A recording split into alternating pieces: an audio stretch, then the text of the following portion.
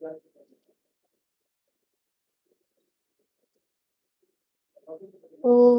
शन्नो मित्रः शं वरुणः शन्नो भवत्वर्यमा शन्न इन्द्रो बृहस्पतिः शन्नो विष्णुरुक्रमः नमो ब्रह्मणे नमस्ते वायो त्वमेव प्रत्यक्षं ब्रह्मासि त्वमेव प्रत्यक्षं ब्रह्म वदिष्यामि ऋतं वदिष्यामि सत्यं वदिष्यामि तन्मामवतु तद्भक्तारमवतु अवतु माम् अवतु भक्तारम् ॐ शान्तिः शान्तिः शान्तिः ॐ सहना भवतु सहनौ भुनक्तु सह वीर्यङ्करवावहै तेजस्विनावधीतमस्तु मा विद्विषावहै ॐ शान्तिः शान्तिः शान्तिः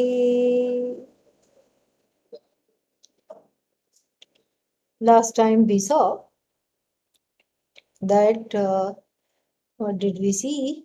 Avikriyatva rupatvat atha eva brahma na jnana kartru.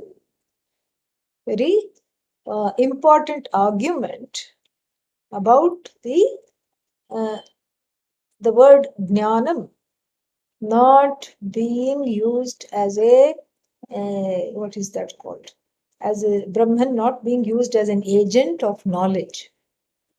Because if anybody is wondering why we are going so deep in this whole jnana shabda, because the orientation for all of these words, satyam, jnanam, anantam, it's all just very, very truncated. The day-to-day orientation, jnanam, means either one is the knower. The word jnanam refers to either the knower or the object that is known, or the means of knowledge which connects the subject to the object. There is no other meaning possible. These are the only three possibilities. This is very, very interesting because these are the three possibilities. And being these three possibilities, then the orientation is to find out which one is Brahman. Is Brahman the knower? No. Is Brahman the known? No. Why? Why is it not the knower? Because it's not an agent of knowledge. Agent means there is a karta, there is a doer. There is no doer here. There is no one owning up to anything. So then, if it's not the subject, it must be the object. No, it is not the object either, because if it is an object, it will be just like any other object in the universe. All the objects are like this. They are, they are limited, they are finite, and so Brahman becomes yet one more object, which gives people the reason to say, I am too busy to study Vedanta. I have too many things I am pursuing. Because in their minds, Brahman is one more thing to pursue. That's why there is no time. When Narada goes to Sanat Kumara, this is exactly what happens. What do you know? Asks Sanat Kumara, the teacher. Narada says, gives a whole list, which is like half a page in the Upanishad of all the things he knows. He doesn't just know it, he's an expert in all of them. And Sanat Kumara says, you know everything. Except A for Atma, B for Brahman. You don't know what is the basis of all this knowledge. You don't know why all these branches of knowledge exist and why and how this Brahman, which is the cause of the universe, the truth of you, the truth of Ishvara, the truth of the Jagat. If you don't know that, it's as good as not knowing anything. So you know a lot, Narada, you know a lot of nothing. This is what you know. And so, therefore, the orientation is so strong that the Bhashyakara purposefully spends some time here before going to the next sentence. Brahmavit apnoti param satyam jnanam anantam brahma. Then, after this section, he will go to Yo Veda Nihitam Guhaya. Why am I telling you this? So that you will log on next week again. And that is why. Because we have been on this for so long, people might be losing patience and losing interest. So that's why I'm promising that this is the final summation. These next two paragraphs or something will be the final summation, and I will try to go through it as fast as possible while yet not compromising on clarity, so that you feel like we are making some progress. So, na jnana kartru, we saw that. And why is it not jnana kartru? Because akriya rupatvat, avikriya rupatvat, because it is not the form of any kind of action. It is not an actor. Then it is nityatva prasiddhihi. So even though it is in the form of knowledge, knowledge being dynamic, knowledge always being split into knower, known, etc., it is still well known as Nityam Brahma.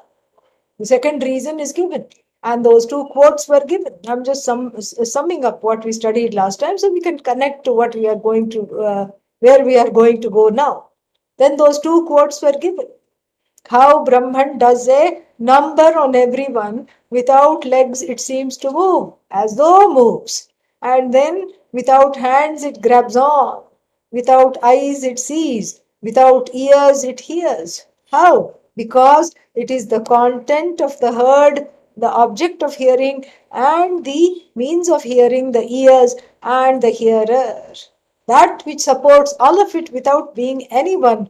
This is where we have to take the understanding, so that we don't make the mistake of thinking Brahman is one more object to pursue, for which of course I don't have time. And so therefore this has been talked about. And then the other one, very nice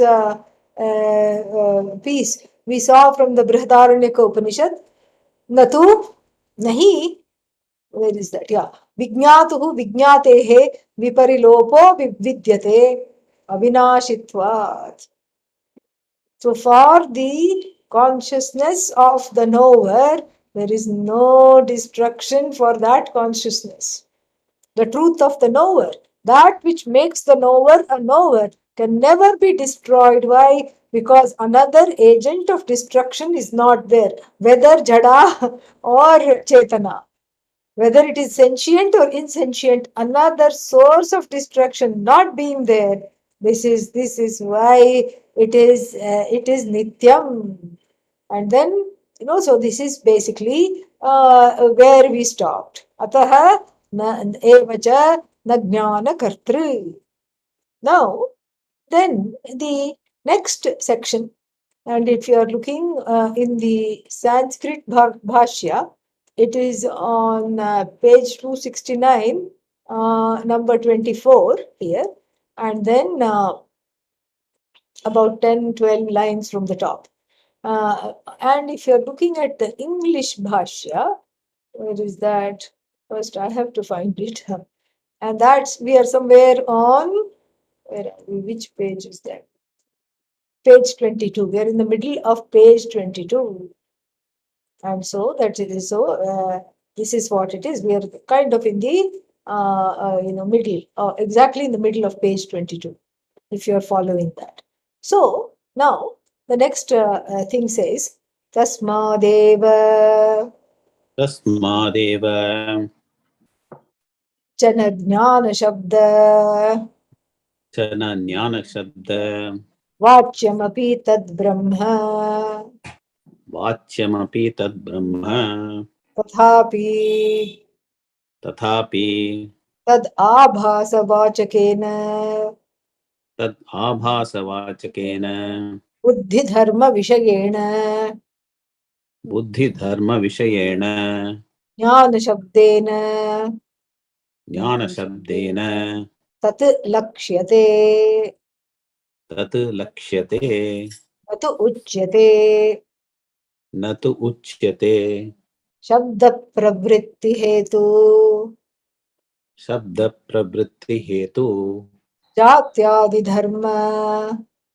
जात्यादिधर्म रहितत्वात् रहितत्वात् सत्यानन्तशब्दाभ्याम् सत्यानन्तशब्दाभ्याम् सामानाधिकरण्यात् सामाधिकरण्यात् तथा तथा सत्यशब्देनापि सत्यशब्देनापि सर्वविशेष सर्वविशेष प्रत्यस्तमित प्रत्यस्तमित स्वरूपत्वात् ब्रह्मणः स्वरूपत्वात् ब्रह्मणः बाह्यसत्ता सामान्य बाह्यसत्ता सामान्य विषयेण विषयेण सत्यशब्देन लक्ष्यते सत्यशब्देन लक्ष्यते सत्यं ब्रह्म इति सत्यं ब्रह्म इति न तु न तु सत्यशब्दवाच्यम् एव ब्रह्म सत्यशब्दवाच्यम् एव ब्रह्म सो तस्मात् न ज्ञानशब्दवाच्यम् अपि तद् ब्रह्म tasmat means kasmat. Tasmat means because of the fact that Brahman is never and can never be an agent of knowledge, nor even an object of knowledge. All this we saw. But because Brahman can never be an agent of knowledge, tasmat, because of that, na shabdavachyam brahma. Brahman is not the word jnanam is not to be taken as the direct meaning. So, jnanam is not the direct meaning. Knowledge is not the direct meaning of the word Brahman. The word jnanam reveals Brahman, all right. It reveals Brahman. And what does it do? It reveals Brahman how? Indirectly, not directly. Why? Because we saw there is no karaka apeksha, there is no factors of action involved, there is no object involved here. What is there an object called jnanam? No. And it's not even a dhatu artha. Literally speaking, it's not the meaning of in the sense of knowing avabodhane.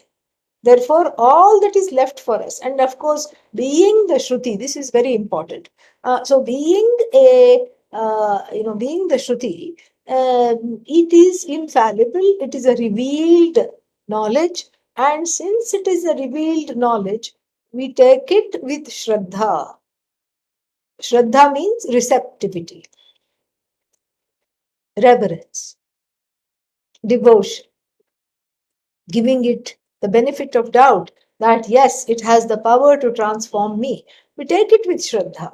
And if you take it with Shraddha, that means if the direct meaning of the word does not apply, you look for an indirect meaning. You don't shut the book of the Upanishad and say, it must be wrong. It's not correct because I know better. Then the knowledge will not take place. So, therefore, what is done here is to look at this very beautifully with an open mind, an open heart. And first we see that Shabda Vachya, the Vachyartha, the direct meaning of the word Jnanam, cannot apply to Brahman. Because the direct meaning of the word Jnanam is split into three. Now, which one is Brahman? It's not the knower, it's not the known, it's not the means of knowledge. So, the direct meaning of the word Jnanam, cannot apply to Brahman. And instead of dismissing it and saying, absolutely, this doesn't make any sense, and so therefore it must be wrong. Brahman is jada. Jada means insentient. No, you don't do that. You say, okay, if this doesn't work, let's see what else we can do. And this is a very common practice while studying the Shruti. A very common practice, because there will be so many things, like sometimes the Rudhi Artha will work. Rudhi Artha means the accepted meaning of the word will work.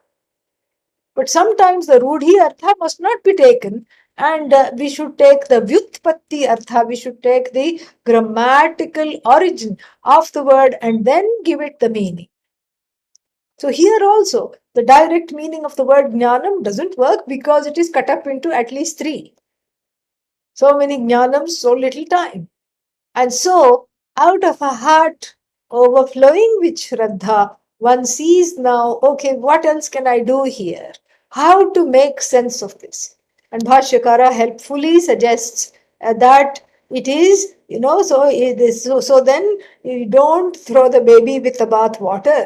Don't either throw Brahman out or don't throw Jnanam out, because they are both one. And so, then why use the word jnanam if it is useless? It is not useless because it is lakshana. Brahma lakshanam, brahmanaha lakshanam. The word jnanam is brahma lakshanam. Then because there is an akanksha, there is an expectancy created. Kim tat brahma? What is this Brahman? And it is answering this expectation. What is this Brahman? And this is what is the context. This is what the Upanishad tries to say.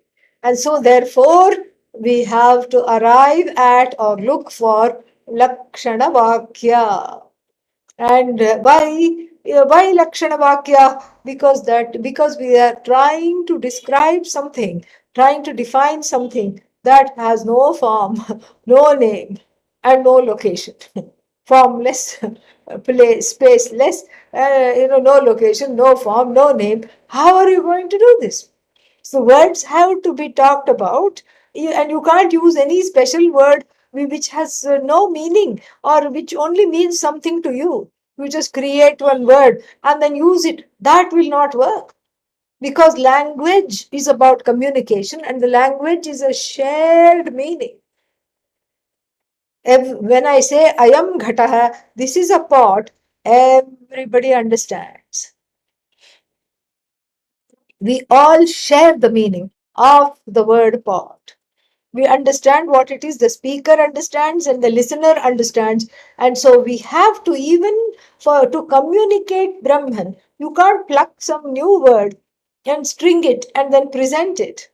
That does not work. So you can't coin the new word for which people have no basis. Already Brahman is so vague and people have a hard time understanding. And then if you coin a new word, then it'll be even worse. Much worse, because they will not understand anything at all. And so therefore, out of the dictionary of words that we all share, we have to pull out something that we all know and understand, and then clean it off. Clean off the word of its habitual debris that hangs to it, because it's a regular word in the language. Jnanam is the very regular word, but it has certain things that hang. The empirical debris has to be cleared off. And that's what we did in the last paragraph, cleared off from the word jnanam, the attachment to seeing it only as a knower. Cleared off the word jnanam from it appearing as an object. Cleared off the word jnanam from it looking like from it looking like a means of knowledge that connects, like eyes, ears, etc., that connects the knower and the known. Then, after all this cleaning, sometimes one wonders, have you scrubbed the face off of it? Can you even recognize it? And what is this now? What am I looking at? Because all the things that I'm accustomed to looking at are not there. I thought jnana means knower. Okay, it's not the knower. Okay, rub it out, scrub it out. And then what? Oh, it means the known. No, it doesn't mean the known. Okay, scrub that off. Then is it a means of knowledge? No, neither that. But then I am at a loss here because that's all is in my head what jnanam means. So once you clear the head of established meanings and the debris of those empirical meanings are swept away, then you have a way of loading that word either with its own meaning, which is then used indirectly here. Or sometimes you load the word with the Shruti loads the words with its own meaning, like the word Omkara in the Mandukya Upanishad. In the Mandukya Upanishad, the word Om is deliberately parsed. We should not, even though it is A plus U plus nobody you should not chant it like that. You should not separate it at all because with the Sandhi it has become like this. Om. Yet the Upanishad separates it and each syllable is loaded with meaning so that one understands oneself. It's an ingenious prakriya. Here too, a similar prakriya is there, but it is not loaded with new meaning. The word jnanam has its own meaning, but that meaning of knowing, in the sense of knowing, is applied indirectly.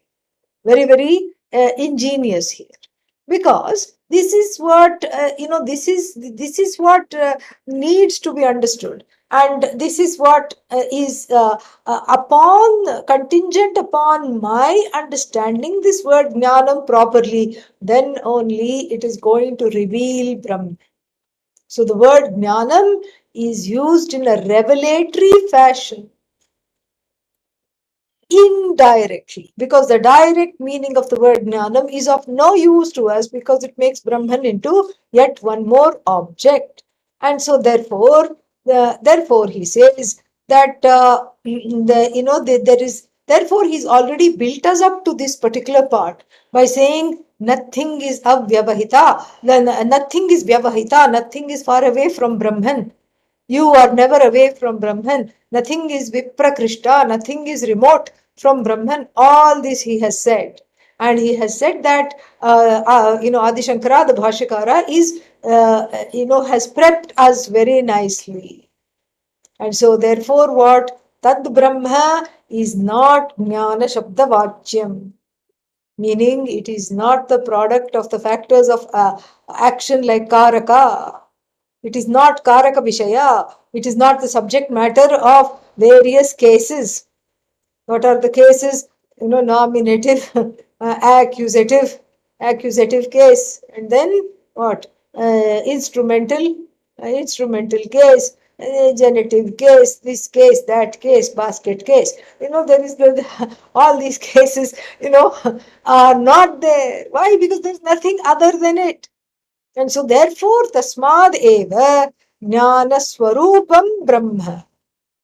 Because it is, the Anandagiri points out, jnana pada vachya laukika jnana vilakshanatvat. Because that which is indicated here is separate from what we understand. The laukika means colloquial meaning of the word jnana. Vilakshana, it is separate. This we already know. It's neither the knower nor the karakas nor the known, nothing. It's none of those things. And so it is what it indicates is separate from the laukika vijnanam. The laukika, whatever is in laukika means colloquial, commonly understood jnanam. So Jnanapada, the word Jnanam, is what it doesn't have a whiff of Vyavaharika meaning. It doesn't have a whiff of the meaning that we use in the transactional reality in the everyday world. It is totally free of Vyavaharika meaning. Anandagiri says. Very, very nice. Because in Vyavaharika Jnanam, there is either dhatu artha, knowing as an action, verb, or there is knower known, known, etc. Knower known, knowing, etc. means of knowing, and this is not there. This is tat vilakshanam brahma. And so this Brahman is not something that undergoes a change, and then we are not talking of something that is jada. Jada means what? Dead, insentient. And so therefore what? So therefore it is Jnana Bhasya. Jnana Bhasya means Chaitanya Bhasya, Sakshi Bhasya. It is here the word Jnanam can only be understood in one way and one way alone. Otherwise it cannot be understood at all. The only way to understand the word Jnanam is to understand oneself as the seer, knower, hearer, the truth of all that, that content of that which makes me hear, which makes me see, that consciousness, that Sakshi. That Sakshi because of which I can see. Sakshi witness. That witness because of which I can see, because of which I can hear, because of which. So the Jnanam is not something abstract. And that's why one doesn't have to struggle to arrive at even Lakshanartha because it is you. This is so beautiful. Because it is you. That's why it's not Shabda Vachya. Because if you become the direct meaning of a word, then you become finite. Oh, I already think I'm finite. Ayushyaman Bhava means may you live long. That's all you can say. And, if you already think you're finite, that means what? More Vedanta Shravanam is needed. So therefore, this is something which is very important. So it is the Sakshi. So when you talk about Lakshanartha, it's how to make, then, otherwise one has a big complex in the head. It's so vague. Okay, now it is not Shabda Vachya, it's not the direct meaning of the word. Now I have to look for the indirect meaning of the word. How to convert, Vachya into Lakshya, how to do that. And I'll have a headache at the end of it, and I need some Tylenol after studying this section. No. You don't. Why? Because there is only one way to understand jnana, as that awareness. You are aware of yourself. Everything becomes aware, to you. Everything becomes evident to you. That is jnana. When you say aham asmi, jnanam, sada bhami, jnanam. It's all jnana. This is what is jnana. And so jnanam means sakshita. Because this jnanam is with reference to the antahkarana, Atma Chaitanyam. Therefore, it is Sakshi.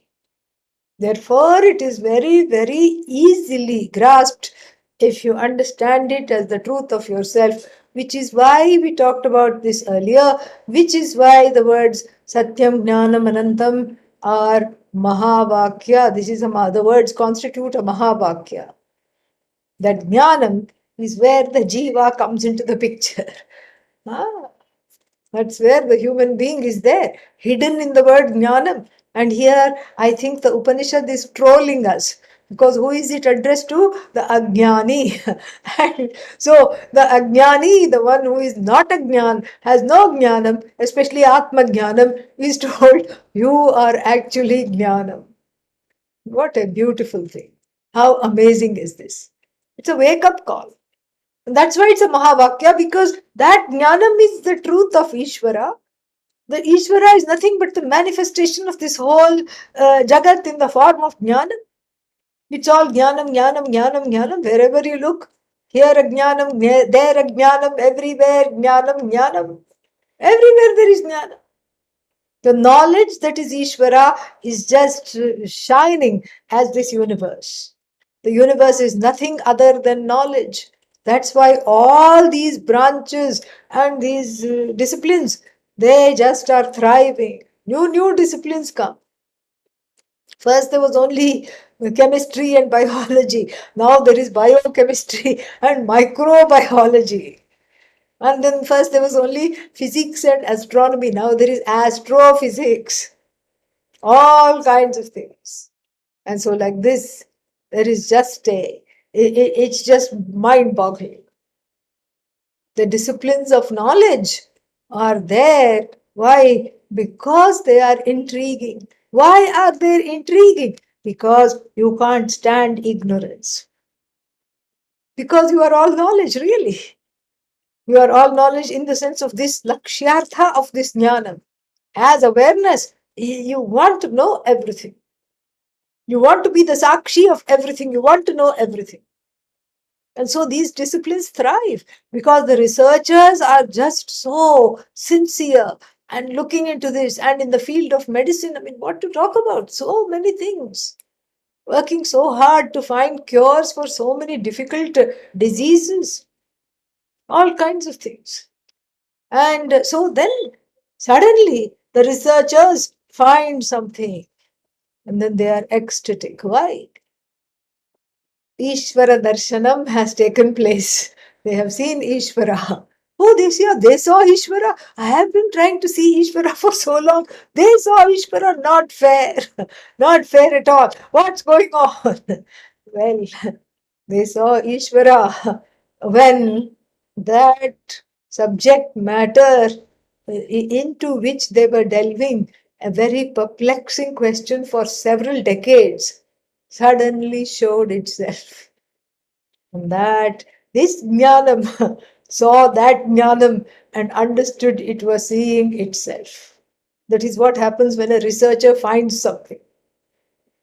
And that is why Archimedes, the ancient physicist who discovered the law of buoyancy, jumped into his bathtub and saw some water being displaced and streaked through the streets of ancient Athens. I have found it, I have discovered it, I have discovered it, completely unmindful of his state. This is what it is. It's just in the same way the Atma Jnanis, sang Ahamannam, Ahamannam, Ahamannam, Ahamannado, Ahamannado, Ahamannada. This is what everybody thought they were mad. Ahamannam means I'm food, I'm food, I'm food. Who says I'm food? I'm food. And then they clarified, I'm also the eater of the food. Aham annada. Because if you are food, then you are not the eater. But here, that oneness is expressed in this spontaneous Samavedic outburst of the expression of knowledge. Ahamannam, ahamannadaha.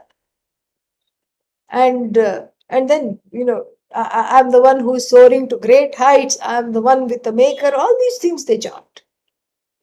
And this is what it is, where the subject and the object are understood to be one. In the case of the researchers, researching aparavidya means various branches of knowledge other than Brahma Vidya. So, in the case of researchers, that fusion is short-lived. They write one book, maybe two books, volume 1, volume 2, sequel, prequel, sequel. Then after that, what? Again, they have to research. Again, they have to delve into the subject to create that oneness. To experience that oneness, they have to create certain circumstances to delve into that again and again and again. But with Atma Jnanam, you don't have to do that. Because we are not here. We are not an experience hunter here. We are not experience hunters or experience hogs. What are we here? We are we are attempting to remove all that ignorance so that I am revealed as the truth of this whole universe, as one with the truth of this whole universe. This is not an experience, this is a fact. Oh, so do not researchers deal with facts? They do deal with facts, but they deal with facts in the empirical world.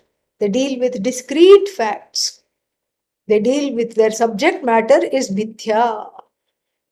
And in the since mithya is satyam, so in the process of researching mithya, they say namaste to satyam. That's why they are ecstatic. They touch satyam. But here, we are not researching into mithya.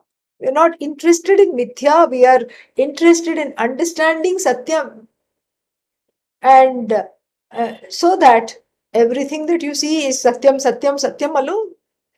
In fact, the word mithya is a provisional word until we understand this word jnanam as the truth of ourselves. That is why it's a provisional word. For the jnani, with this satyam mithya, it is what is everything is Bhagavan. Everything is an extension of myself. And that myself is just an extension of Bhagavan. And so therefore, this is why this akshita, to this tvam pada vichara, which leads to sakshita, the discovery of the sakshi through an analysis and inquiry into the word tvam. Tvam means aham, you have to take it as, into the word I. Then what happens as a result of that? Then when you inquire into the world I, all the things that do not belong, meaning all the things that are finite, drop off, drop off, drop off, drop off. Body gone. Cannot come into the equation here. Because we are talking of that which is nitya, which is always there. Then mind gone. Well, the mind was already gone. So doesn't matter. No loss there. Mind gone, body gone, senses gone, relationships gone, complaints gone, complexes gone. What is left? The observer of the mind, body, senses, complexes, and relationships is left. And that's not really too complex. If you sit quietly, that aham emerges, that I emerges as a sakshi, as the witness of everything, as the witness of the dream, sleep, waking, as the witness of not only your dream, sleep, waking, as other people's dream and waking, other people's sleep and waking also you can witness. And so therefore, this is what, this is with reference to an individual antakarana. Antakarana, inner instrument, mind, buddhi, etc., where the knowledge takes place. The mind, mind you, is not the agent of knowledge. It is a receptacle. It is a place where the knowledge shines. And so this antahkarna is taken to account for the Atma to be the Sakshi. And so the Sakshi is, why Sakshi? Because if you want to be hearer, you undergo a change. Why not say I should, why can't I understand the jnanam, the word jnanam, as me the hearer, me the seer? Because there's a very big difference. If you understand yourself as the hearer, you have undergone a change. Before, what were you? Seer. And somebody called out your name. Are you there? Oh, yes, I'm coming. You have suddenly, from a seer, you have become what? Hearer. With reference to the antahkarana, from seer to hearer, because of the buddhi vritti, you have undergone a change. Then doer, another change. But when you assume the status of the Sakshi, there is no change in the Antahkarana, there is no change in the Buddhi Vritti. Because you're just connecting with what is. And what is that awareness which cannot be named, which does not have a definition, which cannot be pointed out as an object, which simply is, and it happens to be you. That is why it's a safe place to go. This is what a proper analysis of the word tvam in the Mahavakya Tattvamasi yields. This is what it yields. It's just so amazing. So then, without undergoing a change alone, it is called Sakshi. Sakshat ikshate iti. Because with reference to the antahkarana, when you say sakshi, when you say witness, you're already using lakshana. You are a witness, or if you say I am a witness, you are indicating that Atma Chaitanya. And so this is, we are indicating that. You're indicating that, and that is alone, with reference to that jnanam alone emerges. We shouldn't even use the word emerges, obtains as that Chaitanya. So therefore, tasmat jnana shabda vachyam api tat na. So don't take the word jnanam as vachyartha, because even when it describes you, it is not vachyartha. It is lakshya. When you say I am awareness, it is lakshya. It is not the vachyartha. I am jnanam. When you say I am consciousness, I am awareness, I am the sakshi, I am the witness. It's already lakshartha. Why? Because you cannot objectify yourself. That's why. And so therefore, it is because it is separate from, as Anandagiri says, laukika jnana vilakshanatvat. It is separate from the knowledge of disciplines, where the researcher tries to conquer the object or the area of knowledge which is elusive. It's a catch, kill, eat mentality. Here there is no catch, kill, eat experience. Eat means experience. Here there is no catch, kill, eat. Because it is never away from you, so there is no reason to catch. There is no reason to conquer it.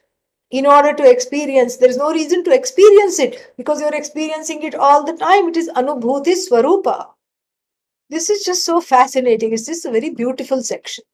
And there is, in that one sentence, so much is packed. So much is packed. You can keep talking about it. It's just very, very wonderful. And so, therefore, we have to see, it said earlier in the last passage, it is not dhatu artha in the sense of action, but dhatu artha in the sense of knowing we take. Why do we take it? We take it as a lakshana. Why? To show Brahma na jadam. Brahman is not insentient. Chaitanyam Brahma, sentient Brahma. And that's why Jnanam Brahma. You see, already Lakshana is coming in. And so, so therefore, what? You use the word Jnana, and along with the word Anantam and Satyam, as it reveals Lakshanaya through these indicatory words, indirect meaning. And so therefore, the root verb is kind of retained partially after the action from it is scrubbed out. Another scrubbing here. Jna avabodhane. Jna dhatu, the verb to know, means in the sense of knowing, avabodhane. So then, that also receives a little scrubbing. To know. That to know is gone. To know is gone, then what is left? Kind of a sense of knowing is left. That's why it is indirect. You use the kind of a sense of knowing, you retain this. That's why Bhagat Tyaga Lakshana, we have talked about it. You retain something, you give up something here, and then so therefore it is Jnana Shabdena Brahma Lakshyate. Brahman is understood by the word Jnanam. We require the word jnanam. At the same time, we do not subscribe to its direct meaning. And therefore, tathapi means therefore. Tathapi means what? Vachyatva abhave api. Even though it does not yield, the word jnanam is not the vachya. It is not the immediate, it does not have an immediate meaning. It does not yield to its immediate meaning. At the same time, tathapi, jnana shabda vachyatva abhave api, even though the word jnanam does not have a direct meaning, even though tad abhasa vachakena, buddhi dharma vishayena. What is all this now? Abhasa vachakena. Thankfully, we will understand this very quickly because we have spent some time earlier doing a little prep. Okay, so this will go very quickly. Abhasa vachakena. Vachaka means that which stands for. That which indicates what? Abhasa. Abhasa means a semblance, an iteration of what? Jnanam. Where? In the buddhi. In your buddhi, that Chaitanya which obtains. You have an understanding of the word jnanam as it pertains to the buddhi, as it obtains in the buddhi. Antakarna includes buddhi. Mano, buddhi, ahankara, chittam, all this is antakarna. Okay? So, as it pertains to, as it obtains in the buddhi, you understand. You understand? Yes, it is me. Yes, when all the things that do not count for and all the things that are finite are removed, what is there? Chaitanya. Why is it called Chaitanya Abhasa? It's or Jnana Abhasa. Because it is Buddhi Avachinna Chaitanyam. It is an awareness, it is that consciousness which is as though conditioned by the upadhi called buddhi. Is that clear? No? Yes? No? Okay, we'll try it again. Okay, so it is consciousness, but it is not consciousness that is untethered, so to speak. It is the consciousness which is alive as the indweller in the body mind sense complex. And how do you know? Because you recognize it as you, where? In the place called the buddhi. So it is that Chaitanya, it is that consciousness which obtains in the buddhi, which is as though conditioned by the buddhi. It's not really conditioned. Otherwise, then, the Chaitanya will become what? It will become finite. So it is that which is as though conditioned by the buddhi. It's not really conditioned. And it's as though conditioned. This is if we take I was hoping not to go here, but here we are. I will go here now. So hopefully to understand this better.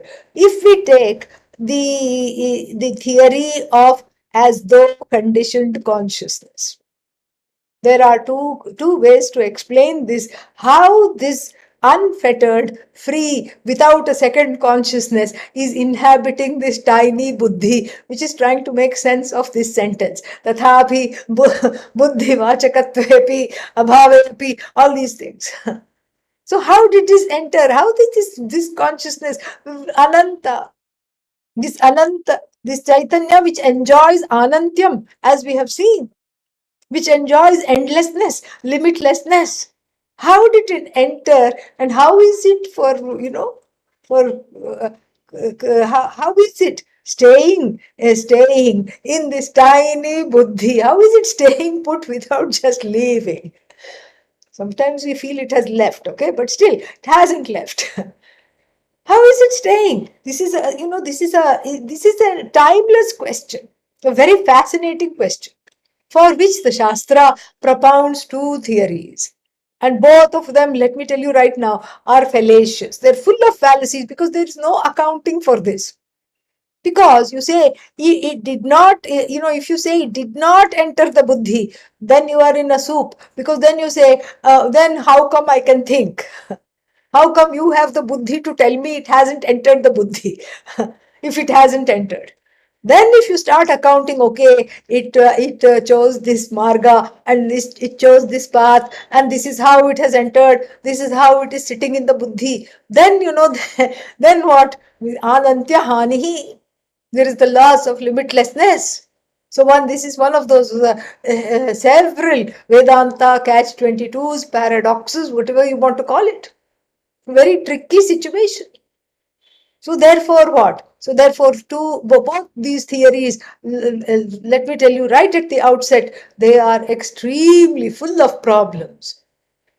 So the first theory is this, what is that, the abhasa, which is called for lack of a better term, the theory of as though reflected consciousness. And so, what is the stock example here? Several pots of water. Keep it out on a sunny day. How many suns? One. How many pots of water? 7 billion if you want to just count the human beings. Okay. Yeah. And then, and in each one you can see a sun. Big pot, small pot, crooked pot, crack pot. In everything you see a sun. And then small pot, small sun, big pot, big sun. So many suns and so many sizes of suns. And still what? Still this is this one sun has appeared in the reflections of so many pots. The pot is the body, the medium of reflection is the buddhi, which is Shuddha Sattva, meaning it is some kind of a, it is some kind of a, it's the made out of the subtle five elements. So it has got a lot of sattvic qualities, meaning it's clear. It's clear enough to quote unquote reflect this consciousness. And so there, but then this theory already has so many problems. Don't get me started. Because why? Then you have two consciousnesses. Even one consciousness is not going in the head. Now, how am I going to account for two consciousnesses? One there and one here. And and then even though you say that it is just one sun, then it is still has got small sun. And then if it's like muddy water, muddy sun, dense sun, all these things. And so this is one problem with the theory. And the second problem with this theory is that it leaves us guessing about the reality, the nature of the reality of this medium of reflection. In that reflective medium, is it as real as the sun? Or is it not real at all? If it is not real at all, how is it used as a reflective medium? And if we are using the reflective medium now, that's not even just one to account for, not two, now three things you have to account for. What is the status of the reflective medium? If it is mithya, then how can it reflect? And if it is satyam, then there are too many satyams.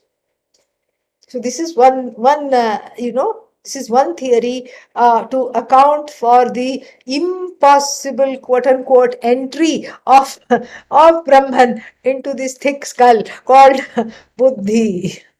How is this possible?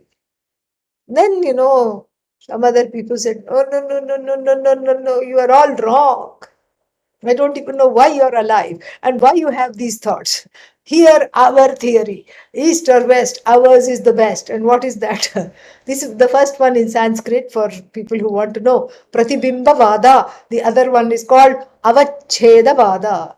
Avachcheda-vada, the theory of as though conditioned consciousness. And what is this as though conditioned consciousness? After shampoo, you use conditioner. And so is this, what are we talking about here?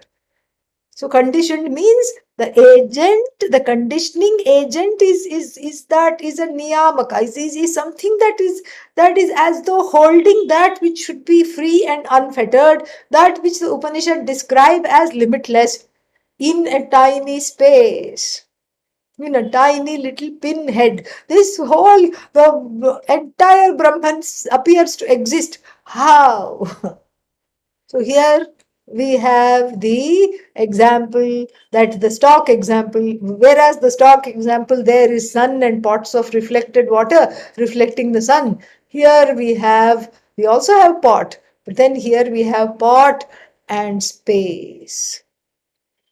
There you fill up the pot with water. Here you empty the pot and then say there is space.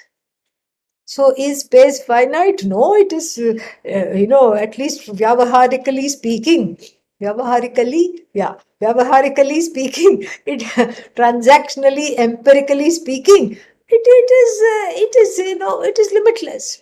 It's everywhere. It's all pervasive. And so this all pervasive space, how did it get into a small pot? Because what is there? Pot space.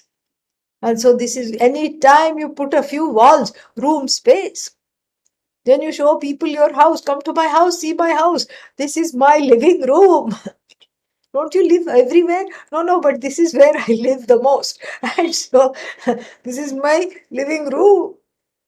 This is my bedroom. This is my kitchen. This is my closet. This is my bathroom. This is my front yard. This is my backyard. This is my garage. And so, like this, these are all little spaces. And so, room space, closet space, bathroom space. And thank God they don't have a human mind, otherwise, bathroom space would feel very bad about itself. No, nobody even looks at me. And the closet space is like, oh, these people live like pigs and they stuff me with all kinds of things. And I want to be clean and airy. I want my doors to be open. I want to breathe.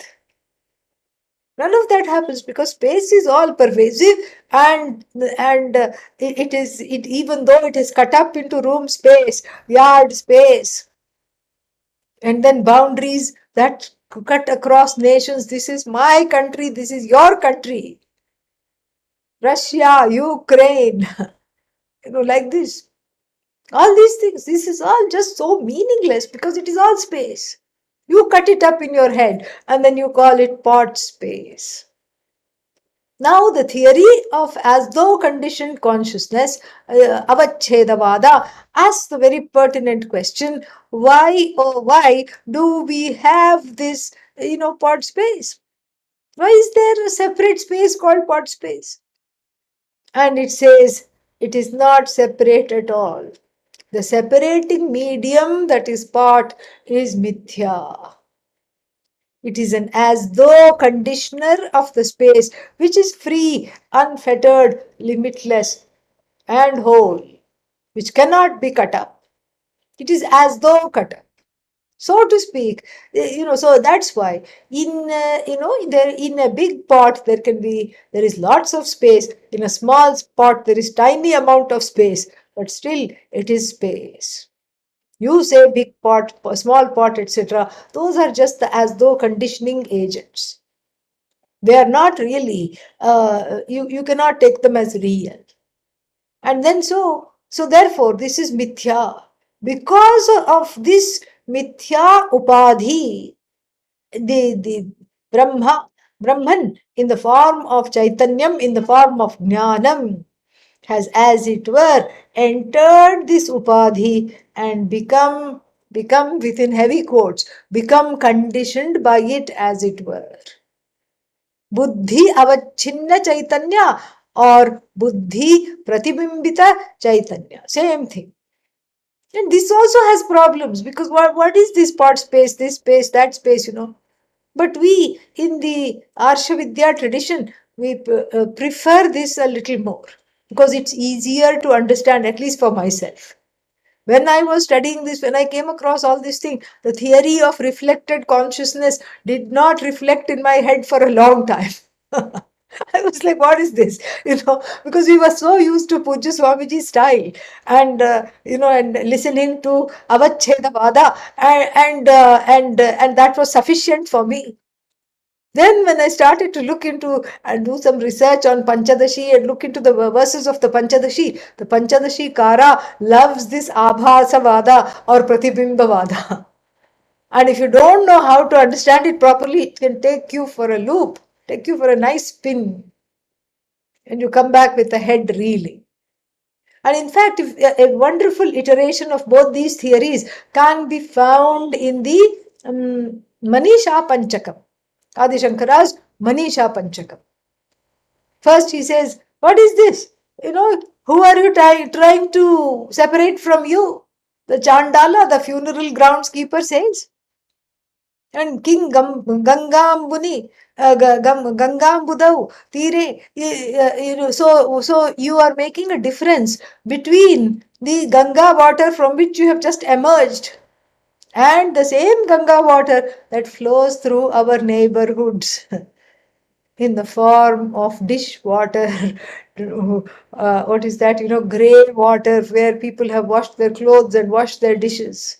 A little trickle of a puddle comes through our neighborhood. That's why it's called the Chandala neighborhood. comes through our ghetto. And this is what? And you are making a difference. And so the sun shining in your water is better than the sun shining in my water. Is that what you're trying to tell me? That's he says like this very beautifully, both the avachedavada, or he says, are you trying to give annamayat annamayam? So are you trying to separate this pound, this mass of flesh, this blob of flesh from this blob of flesh? Both are the result of eaten food that has been eaten. Yes, I might have eaten four-legged things and you might not have, but that's okay. So what? It's still food. And this is what it is, and you're making a big deal. And so both these theories are very nicely alluded to in the Manisha Panchakam. So anyhow, so this is pertinent here because Bhashyakara decides to here refer to this as buddhi avabhasa, something I even forgot what the exact word is that. Yeah, buddhi vachaka abhasa.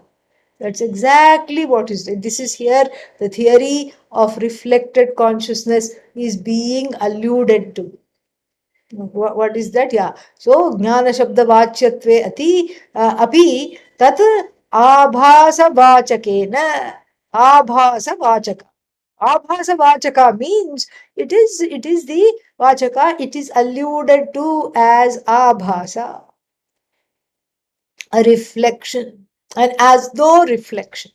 And what is this as though reflection? That which shines in the buddhi, which obtains as I, and aham, sakshat. Sakshi rupena bhasate. It shines as the sakshi. Vilakshanat. Because it is separate from everything else. It is separate from, it's that same cognition which cognizes objects, which also cognizes itself. Yet there is a difference. Because the objects don't cognize themselves, the objects become evident to you, and you don't have to become evident to anyone else. That's the difference. You are totally self-evident. And so this is what it is. Tad abhasa vachakena. And then, shabdena. Vachaka means shabdena. Shabda. By a word. And a word, what is that? Abhasa vachakena. What is that word? Abhasa vachaka jnana shabdena. Jnana bhasa. So jnana abhasa means that jnanam, which I understand and I experience as the reflection in the upadhi, which is this body mind sense complex. The upadhi specifically here is being talked of as the buddhi vritti. That is jnana abhasa. So jnana abhasa vachakena, by a word that indicates only jnana abhasa, and so therefore what? So therefore it is not really, it is, so this is the jnana abhasa because it obtains in the buddhi. So jnana abhasa vachakena. And what is that? Buddhi dharma vishayena. Buddhi dharma vishayena. So, jnana abhasa vachakena, one particular adjective, buddhi dharma vishayena. So, the word jnanam has got a vishaya, has got a subject matter, and the meaning of it is what? Buddhi dharma. The attributes of whatever constitutes this buddhi. That is the second meaning. So, buddhi dharma vishayena. So, so this is buddhi dharma. So, what is buddhi dharma? The modification which makes you say, I know, I know, I know. That modification here, buddhi dharma. And then ghatam janami, patam janami, all these things. And so when you say, aham janami, the aham becomes a jnana karta. And of course, there is a object and then all these things. So the vritti, that vritti, before it becomes a vritti, is in the form of a reflected chaitanya. A chaitanya that is shining in the buddhi. In as it obtains as the indweller, as me. And so therefore what? So therefore this is the antahkarana. And then all of this, all the factors of action are what? Jnana, because of this jnana abhasa. Buddhi vritti is because of what? Jnana abhasa. So therefore, buddhi dharma vishayena means that buddhi dharma, antahkarana dharma, which, tad abhasa, because this is what it is. This is how I know I am. This is how I know I am Sakshi. And this is how I know that I know. This is how I know I don't know. And so all this is because of that Chaitanya shining. And what is that Chaitanya? It is lakshyate natu uchyate. It is not the direct meaning of the word jnanam. It is the indirect meaning of the word jnanam. It indicates that which is already self-evident. And if it is already self-evident, it obtains as I. And that's all that is there to say about this. Because anything else, will confuse it even further. If somewhat we have understood it, let us consider ourselves very lucky. And so this is very good. You just obtains as I. And so for this, for this, what is there? This is the lakshyate. He says lakshyate. Natu uchyate. So lakshyate means it is not something that has color. It doesn't have guna. It doesn't have jati. It doesn't have, what is that, kriya, action. It is not something that is a noun. Oh, Brahman is not a noun. Grammatically, yes. But here we are not looking for a species, something that you can hang on to, hold. It is not a noun. It is not a verb. It is not an adjective. And it is not a relationship. That is why lakshyate. How do you know I am? Do you know the I as connected to something? No. I am. It's independently shining. The I shines independently of everything. Oh, but it's not independent of the buddhi, as though not independent of the buddhi, still independent of the buddhi. Buddhi is just a receptacle, and as though location where that shining is understood and experienced, where the shining is manifest. So therefore, what? So it is lakshyate natu uchyate. And so therefore the jnana shabda, the word jnanam becomes a lakshana for that Brahman, which is called lakshya in relation to the lakshana. Lakshana yogya, that which deploys a lakshana. Meaning, the jnanam word is the implied meaning for describing, defining Brahman. Here, many modern Vedantists make a very interesting mistake. They think that, oh, then Vedanta, the Shastra is just a signpost. The Guru is a signpost. And so this is not correct. Why? Because it's under, it is lakshyate. And so it's just like pointing, like, oh, you want to go to the market, and the market is right there. Go straight and then turn this way, and then take a left, and then go straight again, and after a few yards take a right, and that's where you have the farmers market. But that's not what it is. It's not literally a signpost. Because if you say it's a signpost, one of the fallacies of this signpost argument, it means this Brahman is away from you. That's why you need a signpost to point where it is, as though it has some location. These are all very hidden problems, but we have to see them very, very clearly, so that we won't fall into this pitfall. Not a signpost. Signpost means it's viprakrishtam, remote. which was already denied in the last paragraph that we studied. It cannot be a signpost. It is not a signpost. It cannot be a signpost because nothing is away from you. No vritti is away from consciousness. Vritti means thought. So therefore, that Chaitanya is the Adhishthana, and then between the Mithya and Satyam, the Vastu, there is total absence of any physical distance. There is no distance. That's why Yatra Yatra Mithya, Mithya Tatra Tatra Satyam. Wherever there is Mithya, there is Satyam alone. There is no special place where Satyam resides. After saying all of you are lowly mortals and you are all Mithya and I am Satyam. No. Mithya is Satyam. Satyam is not Mithya, that's all. And so therefore, so there is no physical distance. And if physical distance is not there, then, we have to, if physical distance is there, then Lakshana will not work. Because you have to point to it directly, you can point to it. You don't need to look for Lakshana.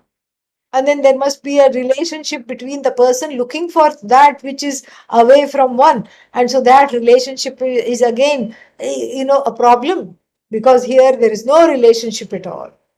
So there is a sambandha. What is the sambandha? Shadow relationship. Like the relationship between a person and a shadow and their shadow. That is the relationship. Satyam Mithya relationship is not a relationship. It's like when children say, here, please meet my invisible friend. Yes, and you also shake the air. Yes, nice to meet you. Will you have an invisible cookie? You say, so this is what it is. So Mithya is like that. So you can't really be friends with Mithya and you can't really account for Mithya. So this sambandha is not really the relationship between Satyam and Mithya is not really accountable. And so therefore this Brahman is what? Lakshyate. Even within oneself, it is a lakshana. You are without a shadow of doubt, but not as an object, not as the direct meaning of the word jnanam, as that the content of the person as that consciousness which obtains in me as the knower, as the known, as the means of knowledge, which I am all three. None of them can be without me. I am not any one of them. All three are me. I'm not any one of them. This is what we have to understand. More we'll see next week. Om Purnamadah Purnamidam Purnat Purnamudachyate Purnasya Purnamadaga Purnamevavashishyate. Om Shanti Shanti Shanti. Harihi Om Shri Gurubhyo Namaha. Harihi Om.